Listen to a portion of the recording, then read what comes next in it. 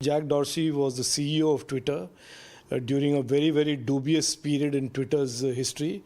What he has said is an outright lie, and I have said that publicly, and I'm reiterating it again. Twitter is a company that believed that it was not necessary for it to comply with Indian law. It believed that it did not have to comply with Indian law and made up its rules as it went along. And the government of India has been very clear from the very beginning, for all companies that operate in India, they have to always comply with Indian law. That is point number one. Point number two, I just want to refresh Jack Dorsey's memory and certainly all your viewers that between 2020 and 2022, Twitter was violating Indian law multiple times. And it was in non-compliance several times during those 2 years. And it started complying only in June 2022. During that entire period, nobody went to jail, nobody was raided. And so Jack Dorsey, knowing fully well that Twitter did not comply with Indian law and did not face any consequence of that, is today lying and making up this story about raids and arrests.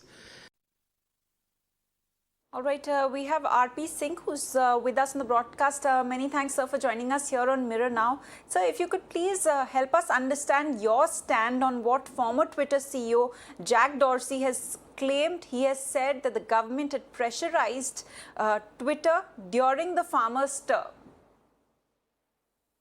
Well, you just heard the minister. No arrest was made, no raids were done during that period she's mentioning, although they are violating the intermediary rule ongoingly. I remember referendum 2022, the Twitter account to break, Khalistani Twitter account to break this country was on Twitter during that period. And then they were being promoted on the Twitter platform.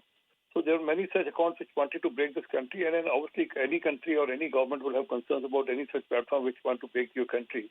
So if those questions are being raised, then Twitter would have and did have problem that time. And then Mr. Dorsey, and everyone should know, you should know, has a left-leaning ideology, and then he was trying to push all such people or all such ideologies which wanted to break this country or which were radicals or urban voice in the nature. Right. Another thing that Mr. Jack Dorsey has said, he's also claimed that he had received many requests from the Indian government during the farmers' protests, especially over journalists critical of the government. Well, he should name such thing. Otherwise, just by giving a general statement won't help.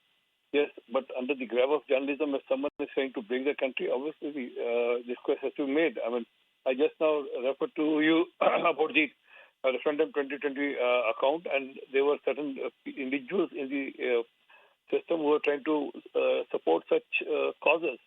And how can we forget even these Sidhu for that regard, or others who were supporting the cause of Khalistan or cause of separating country or dividing the country on name of the farmers' protest? Absolutely. RP Singh, thanks very much for joining us on the broadcast and sharing your views.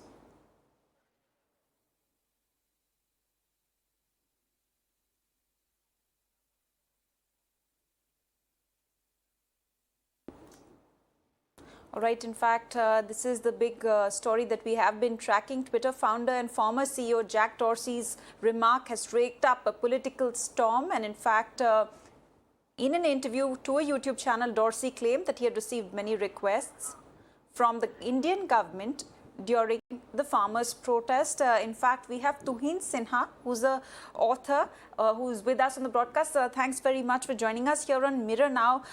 What is your reaction to what the former Twitter CEO Jack Dorsey has claimed? He's gone on to, let me reiterate for our viewers, he said that the government had pressurized Twitter during the farmers' stir. Well, Twitter under Jack Dorsey had behaved like a rogue entity. Let me not mince words over here. Dorsey and his team were in repeated and continuous violations of Indian law. As a matter of fact, they were in non-compliance with law repeatedly from 2000 to 2022, and it was only in June 2022 when they finally complied.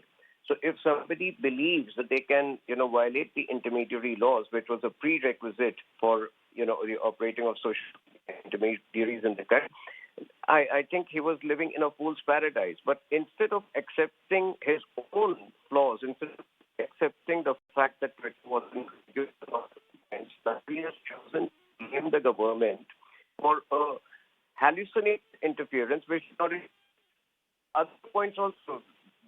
Dorsey's Twitter regime had a problem. I think the sovereignty of India, it behaved as laws in India apply. So I think was trying to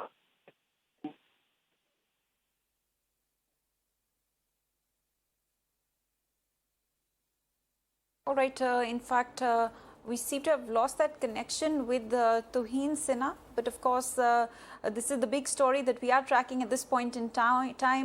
Twitter founder and former CEO Dorsey has made controversial remarks, and of course the Minister of State for Information and Technology Rajiv Chandrasekhar has replied to those remarks, saying that Twitter was never shut down and no one went to jail. All right, let's